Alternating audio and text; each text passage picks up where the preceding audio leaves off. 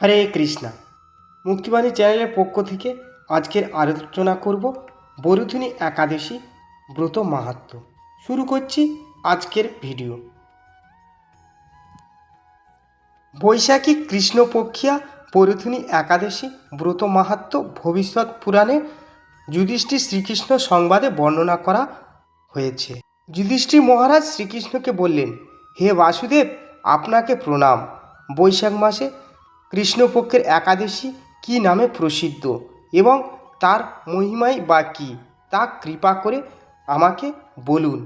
ভগবান শ্রীকৃষ্ণ বললেন, হে রাজন, ইহলোক ও পরলোকে বৈশাখ মাসে কৃষ্ণপক্ষিয়া একাদশী বরুথিনী নামে বিখ্যাত। এই ব্রত পালনে সর্বদা সুখ লাভ হয় এবং পাপ ক্ষয় ও সৌভাগ্য প্রাপ্তি ঘটে। দুর্ভাগ্য স্ত্রীলোক এই ব্রত পালনে সর্ব সৌভাগ্য লাভ করে থাকে। ভক্তি ও মুক্তি প্রদানকারী এই ব্রত পালনে সর্ব সৌভাগ্য লাভ করে থাকে। ভক্তি ও মুক্তি প্রদানকারী এই ব্রত সর্ব পাপ হরণ এবং গর্ভবাস যন্ত্রণা বিনাশ করে। এই ব্রতর প্রভাবে মানধাতা, ধুন্ধুমার আদি রাজা দিব্যধাম লাভ করেছেন। এমনকি মহাদেব শিবও এই ব্রত পালন করেছিলেন। 10,000 বৎসর তপস্যার ফল কেবলমাত্র এক বরুথিনী ব্রত পালনে লাভ হয়।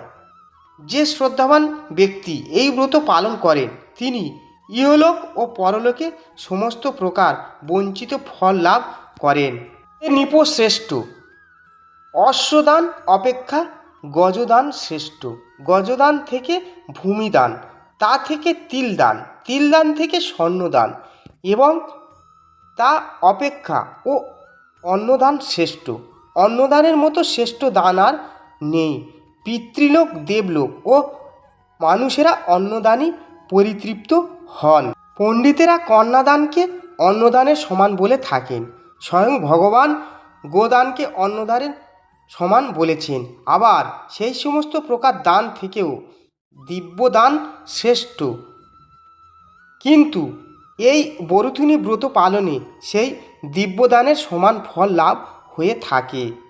আপমতি যেসব মানুষ কন্যার উপার্জিত অর্থের জীবন ধারণ করে, পুণ্য ক্ষয়ে তাদের নরক যাতনা ভোগ করতে হয়। তাই কখনো কন্যার উপার্জিত অর্থ গ্রহণ করা উচিত নয়। যে ব্যক্তি বিভিন্ন স্বর্ণালঙ্কার সহ কন্যাদান করেন এবং পুণ্যের হিসাব স্বয়ং চিত্রগুপ্তও করতে অসমর্থ হন, কিন্তু বরুথিনী ব্রত পালনকারী কন্যাদান থেকেও বেশি ফল লাভ করে।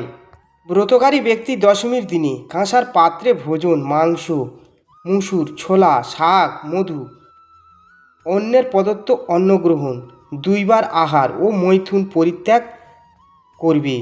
দ্রুত ক্রীড়া, নেশাজাতীয় দ্রব্য, দিবানিদ্রা, পরনিন্দা, পরচর্চা, প্রতারণা, চুরি, হিংসা, মৈথুন, ক্রোধ ও মিথ্যা বাক্য একাদশীর দিনে বর্জনীয়। কাঁসার পাত্রে ভোজন, মাংস, মুসুর, মধু, তেল, মিথ্যা ভাষা, ব্যায়াম, 2 বার আহার ও মৈথুন এসব দ্বাদশীর দিনে পরিত্যাজ্য। হে রাজন, এই বিধি অনুসারে বরুথিনী ব্রত পালনে সকল প্রকার পাপের বিনাশ এবং অক্ষয় গতি লাভ হয়।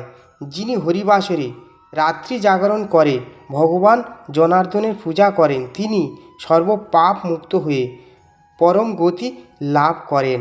তাই সূর্যপুত্র যমরাজের যাতনা থেকে পরিত্রাণের জন্য পরম যত্নে এই একাদশী ব্রত পালন করা কর্তব্য। বরুথিনী একাদশী ব্রত কথা শ্রদ্ধা ভরে পাঠ বা শ্রবণ করলে সহস্র গোদানের ফল লাভ হয় এবং সর্বপাপ থেকে মুক্ত হয়ে বিষ্ণুলোকে গতি হয়। দর্শক, ভিডিওটা ছিল এই পর্যন্ত। যদি ভিডিওটি ভালো লাগে লাইক করবেন, কমেন্ট করবেন, শেয়ার করবেন। হরে কৃষ্ণ কৃষ্ণ কৃষ্ণ হরে হরে হরে রাম রাম রাম হরে হরে হরি হরি বল।